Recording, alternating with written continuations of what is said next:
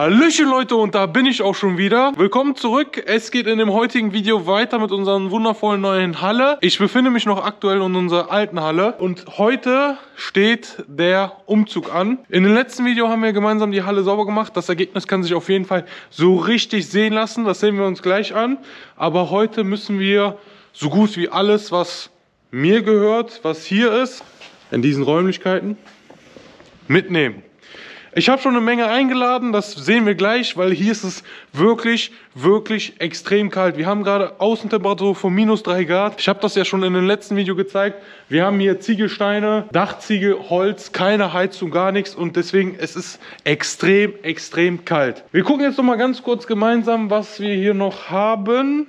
Oder was ich noch vergessen habe. Das bleibt alles hier. Leider darf ich die zwei Dinger nicht mitnehmen. Die gehören nämlich nicht mir, aber meine Akkuratsche. Ganz wichtig, die Akkuratsche, ohne die kannst du nicht arbeiten. Akkus bleiben hier, die Reifen bleiben hier. Ich bin natürlich nicht komplett raus hier. Also ich habe mir da oben, da, so ein kleines Eckchen frei gemacht, aber auch schon länger, wo so ein kleines Lager von mir ist. Ich habe ja noch ein anderes Lager. Den Platz brauchst du halt einfach, weil bei mir in der Halle in Korschenbruch, das passt da gar nicht rein. Also zum Beispiel da oben sind diverse Sitzausstattungen von einem Ford Ka, Audi A3, Seat Mii und hast du nicht gesehen, die ich damals mal gekauft habe und halt ja momentan nicht brauche und deswegen da oben ja rumliegen sollen. Vielleicht kann man die ja irgendwann mal gebrauchen, ne? Schmeißt nie unnötig Sachen weg, weil glaubt es mir, danach könnt ihr es vielleicht bereuen. Der Buggy bleibt im ersten Moment auch hier, weil der Platz da gerade momentan auch nicht ausreichen wird. Ich weiß auch gar nicht, wohin damit, sage ich euch, wie es ist. Die Arbeitsbühne bleibt auch erstmal hier. Die hole ich nämlich später rüber, weil auch da wieder Platzmangel. Wir müssen uns erst einfinden und erst wirklich klar Shift machen. Ganze Material so verräumen, dass das für uns alle passt. Und dann können wir erst gucken, dass wir den rüberholen. Und bei den Temperaturen, sage ich euch, wie es ist, macht Buggyfahren sowieso keinen Spaß. Deswegen, der bleibt erstmal hier. Und dann im Sommer oder so holen wir den gegebenenfalls rüber. Die Arbeitsbühne in der nächsten Zeit, weil ich habe für die Arbeitsbühne ein paar Sachen noch geplant oder auch schon ein paar Sachen umgesetzt. Ja, jetzt noch eben mal schnell kicken, was wir denn noch so Schönes haben. Weißgerät bleibt hier. Die meisten Sachen, wie gesagt, habe ich schon eingeladen. Weil ich habe ja ab und zu mal den Schrott hier hingebracht. Oder zum Beispiel den Tisch. Zum Beispiel der Tisch da hinten. Der kommt aus der Halle in Korschenbruch. Die Jungs wollten den hier haben. Ich brauche den auch nicht, deswegen kann er ruhig hier bleiben. Aber ansonsten meine ich, habe ich alles rübergeholt. Boah, es ist wirklich kalt. Boah. Wartet mal, ich kann euch mal ein Beispiel machen. Boah. Scheiße, das Ding ist eingefroren, das funktioniert nicht mehr. Selbst der hier hat einen Geist aufgegeben. Also ihr könnt mir wirklich glauben, hier ist es wirklich extrem kalt. Boah. Ich glaube, ich kann euch das sogar noch besser demonstrieren. Und zwar mit dem Wasser. Ach nee, die Sachen müssen wir noch mitnehmen. Die Sachen, also das ist so eine Motorraumlampe und Kühlerfrostmittel. Das nehmen wir auf jeden Fall noch mit, der Rest bleibt hier. Guck mal, das ist Eis. Hey, krass, das ist Eis. Ey, guckt euch das mal an, Scheiße, ey. Guck mal, das Eis, krasser Scheiß, ne? Und jetzt stellt euch mal vor, ich hätte die neue Halle nicht genommen, oder eher gesagt die neue Werkstatt, und wir müssten jetzt die Tage wieder hier drehen. Ich sag euch, wie es ist, das hätte ich nicht ausgehalten. Und dann wären bestimmt 2-3 Monate keine Videos online gekommen. Und das hätte mich innerlich schon ein Stück weit gekränkt, sage ich euch, wie es ist. Ja, ich nehme noch die Sachen mit. Vielleicht den Besen auch. Und dann sehen wir uns jetzt gleich drüben, wenn wir einmal alles einrichten. Wir gucken uns auch das Endresultat an. Ich habe noch sogar ein paar Sachen umgestellt. Aber da sehen wir uns gleich in Korschenbruch wieder. Und dann gucken wir uns das gemeinsam mal an. Weil ich muss hier weg, das geht so nicht. Es ist zu kalt. Oh. Gut, Leute, ich hoffe, ihr habt gerade nicht so kalt wie ich. Bis gleich. Und da bin ich auch schon wieder angekommen in unserer wundervollen neuen Halle hier in Korschenbruch. Hier ist es direkt deutlich wärmer. Ich habe mich auch schon umgezogen. Gott sei Dank habe ich ja hier eine Heizung. Also das ist wirklich in der alten Halle nicht mehr auszuhalten. Bevor wir jetzt starten mit Einräumen und sowas, möchte ich euch noch kurz das komplette Endresultat zeigen. Das kann sich wirklich sehen lassen. Also wirklich, das sieht richtig gut aus. Wir haben hier die Werkstattwand hingegangen. Der Boden ist einigermaßen sauber geworden. Deutlich besser als davor, aber noch nicht 100% so, wie ich es wollte. Guckt euch das mal an, also wirklich ein Träumchen. Wir haben die Scheiben mit so Milchglas zugemacht. Ganz einfach aus dem Grund, weil schon Leute hier wirklich an der Scheibe geguckt haben und sich dachten, was kann man denn hier so mitnehmen? Hier werden natürlich noch ein paar Sicherheitssysteme nachgerüstet. Ne? Gar keine Lust, dass hier der ein oder andere einfach reinspaziert und sich denkt, was kann ich hier so Schönes mitnehmen? Hier die Wand ein bisschen aufgeräumt, zack, zack. Schon ein paar Sachen von mir sind auch schon drinnen. Und jetzt das Büro. Mein alter Schreibtisch aus der Tiefgarage. Wer erinnert sich daran? Der bleibt jetzt hier so stehen, das gefällt mir so. Die Stühle bleiben auf Dauer nicht hier stehen, kurzfristig auf jeden Fall. Der Drucker bleibt hier, mein Nissan GT-R von JP bleibt hier, der Kalender bleibt hier. Der hier wandert auf kurz oder lang weg. Und jetzt wird der ein oder andere sich denken, hä? Die standen doch mal anders. Richtig, die 3 Schränke, wo das ganze Material ist, habe ich ein Stück weit umgestellt, weil ich den Tisch irgendwie nicht wegwerfen wollte, weil der eigentlich ganz gut ist. Deswegen, ja, jetzt passt das einigermaßen. Also ich finde das okay. Ja, und hier haben wir dann noch Reserveschrank mit sämtlichen Materialien. Richtig cool wäre natürlich, wenn ich noch so eine Reihe hätte, um hier noch was reinzumachen und den Tisch dann so umgestellt. Aber man kann ja nicht alles haben. Also auch ich als kleiner Fettsack passe hier doch, ja, von der Breite wird das ein bisschen knapp, aber passe hier rein. Also das passt soweit. Oben sämtlicher Müll. Also es geht vorwärts, meine Freunde. Es geht vorwärts und ich würde mal behaupten, dass wir jetzt auch hier alles von der anderen Halle rübergeholt haben, was mir gehört. Also man sieht schon sämtlicher Scheiß, der war schon hier. Prüfflaschen, Poliermaschine, Papier, Rostschutz, Rostlöser, Handschuhe. Ich glaube auch, dass das jetzt heute hier erstmal das letzte Video ist mit diesem Projekt. Es geht natürlich weiter, das ist ein Riesenprojekt. Also hier muss einmal alles gestrichen werden, hier muss eigentlich gefühlt einmal alles neu.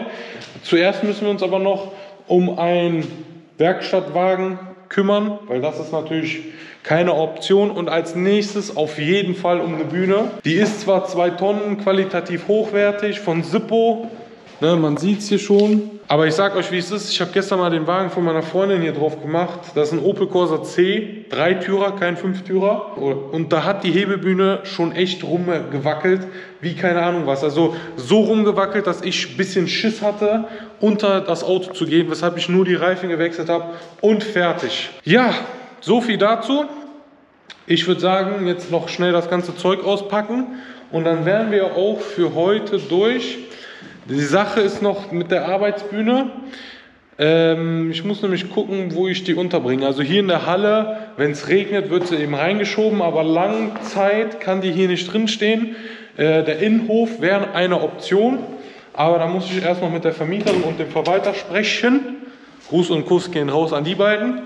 Ansonsten wird die vorne stehen, aber da muss auch irgendwie gucken mit Überdachen, also das machen wir in einem anderen Video. Dann seht ihr vielleicht auch mal die Werkstatt von vorne, was auch cool ist. Und dann würde ich sagen, packen wir mal aus, ne? Ist jetzt wie Weihnachten. Also wir haben hier meine wundervolle Lampe. Zack, jetzt geht alles hier oben hin. Lampen ist immer so eine Sache, die brauchst du immer, ist immer Mangelware.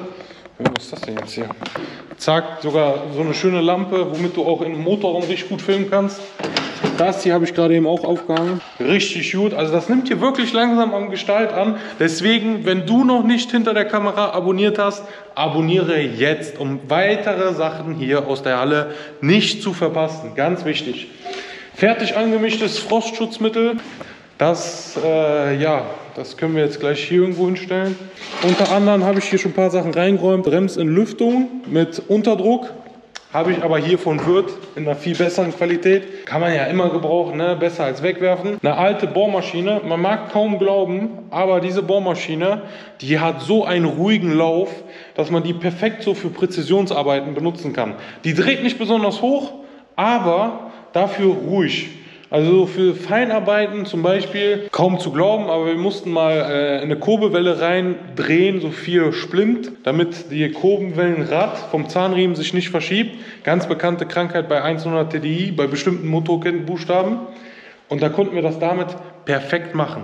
Jetzt habe ich sogar tatsächlich 2 davon. Werden eingelagert, brauche ich ja nicht jeden Tag, deswegen erstmal beiseite. Außerdem ist mir aufgefallen, dass ich sehr viel Werkzeug habe, was kaputt ist. Also was ich mal ganz günstig irgendwo geschossen habe oder gekauft habe, was aber einfach kaputt ist.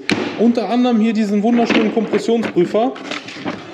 Der billigste Dreck aus dem Internet, sage ich euch, wie es ist, geeignet für Benzinmotoren, aber irgendwie wollte ich den nicht wegwerfen, weil ich mir denke, ey, die Hülsen hier kannst du mal gebrauchen, das hier kannst du mal gebrauchen oder den Schlauch. Ihr werdet schon feststellen, dass die Uhr hier, die dabei sein muss, also 1, dass die nicht mehr vorhanden ist, aus dem einfachen Grunde, weil ich die Uhr mit einem Dieselmotor gesprengt habe. Also ein Benzinmotor hat ja Kompressionswerte von maximal 15 Bar, ja. Die Uhr ging auch nur irgendwie bis 16 Bar. So ein Diesel hat ein bisschen mehr Druck und dann ist die Uhr halt im wahrsten Sinne des Wortes auseinandergeflogen. Frostschutzmittel, was schon angefangen ist, das würde ich jetzt einfach mal dahin stellen. Genauso hier zu Havana Club, Junge. Havana Club. Hoch, ob das hier so reinpasst. Ja, ich gehe mal davon aus. Dann haben wir hier noch für den Akkuschrauber so eine kleine Polierscheibe. Hier müsste, wenn mich nicht ganz täuscht, Steckwerkzeug sein für, ich meine, 1,4er TFSI und 1,2er TFSI. Habe ich einmal in meinem Leben gebraucht bei so einem weißen Golf 6 mit einem 1,2er TFSI Motor. Und guckt euch das mal an. Und nein, ich habe damals die Schraube nicht reingedreht. Für die Leute, die sich damit auskennen, also das ist so eine Fixier für die Nockenwelle. Und da schraubst du hier vorne so eine Schraube rein und meistens vergisst man das und dreht dann weiter und macht das hier kaputt. Nein, ich habe das nur reingesteckt und wollte es dann wieder rausnehmen und dann war das kaputt. Habe aber direkt das Geld zurückbekommen von dem Verkäufer. Also alles gut. Kann man ja mal gebrauchen, deswegen nicht wegwerfen. Das Werkzeug finde ich ziemlich cool. Also ich sage euch jetzt schon, das wird heute ein ganz komisches Video. Aber das muss auch mal sein, meiner Meinung nach. Hier haben wir für die Kurbelwellen, Riemenscheiben, ein Haltewerkzeug. Aber das kannst du eigentlich für alle Riemen oder für alle Scheiben benutzen, weil damit kannst du das so richtig schön fixieren und dann die Schraube richtig schön andrehen. Jeder Schrauber kennt das, wenn du so eine Riemenscheibe ja, nicht fixiert bekommst, um die richtig schön anzuziehen mit Drehmoment, dann brauchst du sowas. Finde ich auch cool, dass ich das habe. Aber ich muss auch direkt sagen, ich meine, ich habe hier auch so ein Ding, aber Marke Eigenbau. Was meiner Meinung nach sogar deutlich stabiler ist. Und zwar haben wir es, lasst mich nicht lügen. Hey, wo habe ich das denn damals hingetan? Das kann ich euch echt gerade momentan nicht sagen. Ich weiß, dass ich es habe. Marke Eigenbau, ja, weiß ich nicht. Auf jeden Fall, jetzt habe ich das ja noch in einem separaten schönen Koffer. Das heißt, ich habe es zweimal und werde es somit also nicht verlieren. Dann haben wir hier noch meine diversen Sprühflaschen, wo Reiniger drin war. Ein Reiniger ist sogar... Nee, der ist wieder aufgetaut. Der war nämlich auch eingefroren. Richtig krass. Bürsten braucht auch jeder. Jeder Akkuschrauberbürsten. Jeder Mensch braucht die. Glaubt es mir. Die retten dein Leben so dermaßen. Wisst ihr, wie viele Autositze ich damit geschrubbt habe? Man sieht es auch schon wahrscheinlich. Kochchemie Greenstar war damals ein sehr guter Reiniger. Ich weiß nicht, wahrscheinlich gibt es schon mittlerweile neue, bessere Reiniger. Ganz berühmtes Klebeband. Ganz berühmt, von P-Tech. Damit kannst du, wenn du das so richtig weit ziehst, kannst du damit so richtig schön Schläuche abdichten. Das ziehst sich damit selber zusammen und verschweißt sich auch selber. Das schmeißen wir mal eben hier rein. Zack.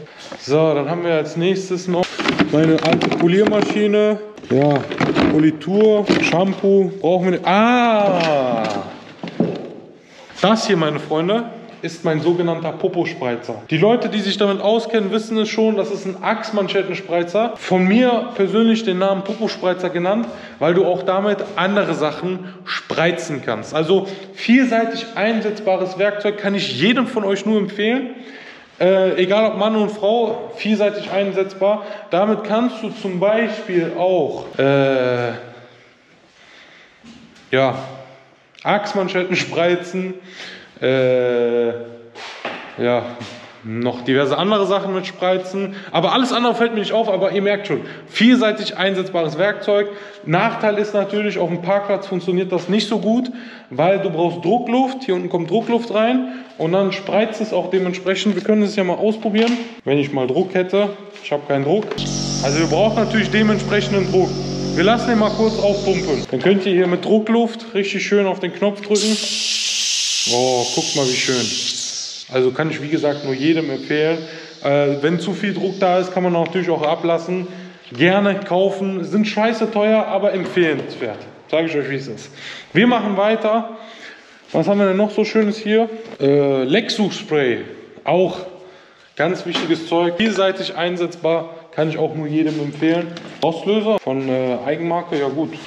Kann man auch gebrauchen. Bremsenreiniger, den sowieso. Was haben wir noch so Schönes hier unten? Was ist das? Ach, nochmal Drosselklappenreiniger oder AGR-Reiniger. Kannst du wie gesagt auch gebrauchen, wobei ich aber glaube, ne, die ist noch voll. Ja, hier haben wir noch mehr Rostlöser. Den tun wir aber beiseite. Was haben wir hier? Oh Mann, da füllt sich ja. Also ich habe schon auf jeden Fall eine gute Basis, ne? Das muss man auch mal so sagen. Ich habe gut was an Zeug hier. Meiner Meinung nach, ich will jetzt nicht die Marke zeigen, aber das ist mit einer der besten Rostlöser, die ich so kenne. Die verstecken wir erstmal. Zack, Karton in den Müll. Eine blaue Papierrolle. Ich weiß jetzt schon, dass das relativ schnell weg ist. Ich schraube ja hier auch mit einem guten Kollegen zusammen, ne? Der hat mir das hier ermöglicht, die Halle. Deswegen darf er natürlich auch, wann er will, hier rein, außer wenn ich natürlich am Drehen bin. Und ich weiß, dass er dieses Zeug sehr mag und deswegen sehr viel von dem Zeug benutzt. Aber ich weiß auch, dass das Zeug sehr, sehr teuer ist. Deswegen müssen wir das jetzt irgendwo unterbringen, wo das nicht sofort ins Auge sticht. Versteht ihr? Ja, ich lege euch mal kurz hier hin, was ich damit meine, wenn ich sage, nicht ins Auge sticht. Ja, tut mir leid. Sonst haben wir noch hier meinen ganz alten Werkzeugkasten. Den feiere ich nicht so, habe ich auch noch nie gefeiert. War zwar einigermaßen günstig. Oh, der ist sogar aufgeräumt. Wer hat den aufgeräumt? Aber ich feiere das Werkzeug nicht so. Also qualitativ nicht besonders cool. Oh, diverse Pinsel, Rollen, Bürsten. Also einen nehmen wir schon mal raus. Damit können wir nämlich immer Sachen sauber machen. Wer hat denn hier schon geraucht? Marlboro. Hä, ich rauche doch gar nicht. Aber die ist auch ziemlich alt. Oh,